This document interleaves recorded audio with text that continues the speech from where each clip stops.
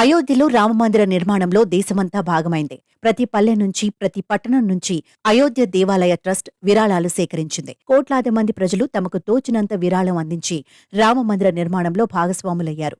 అయితే ఇటీవలే అయోధ్య రామమందిర విరాళాలకు సంబంధించి ఒక వార్త వైరల్గా మారింది. హీరో ప్రభాస్ అయోధ్య రామమందిర నిర్మాణానికి 50 కోట్లు ఇచ్చారనేది ఈ వార్త. అంతేకాదు, రామమందిర ప్రారంభోత్సవం నాడు అయోధ్యకు తరలివెడుతున్న లక్షలాది మంది భక్తులకు భోజనాల ఖర్చు కూడా ప్రభాస్ పెట్టుకుంటున్నారని ప్రచారం జరుగుతోంది. ఇటీవలి ఓ కార్యక్రమంలో ఆంధ్రప్రదేశ్లోని కొత్తపేట ఎమ్మెల్యే చిల్ల జగ్గిరెడ్డి కూడా ఈ విషయం చెప్పడంతో ఈ ప్రచారం మరింత వైరల్గా మారింది. ఈ విషయంపై ప్రభాస్ టీంను ఒక ఇంగ్లీష్ న్యూస్ ఛానల్ సంప్రదించగా క్లారిటీ వచ్చింది. ఈ ప్రచారాల్లో నిజం లేదని, నమ్మొద్దని ప్రభాస్ టీం కోరింది. అయితే రామమందిర నిర్మాణానికి ప్రభాస్ విరాళం ఇచ్చిన మాట వాస్తవమే కాని 50 కోట్లు ఇచ్చారనేది మాత్రం సరికాదని తెలుస్తోంది.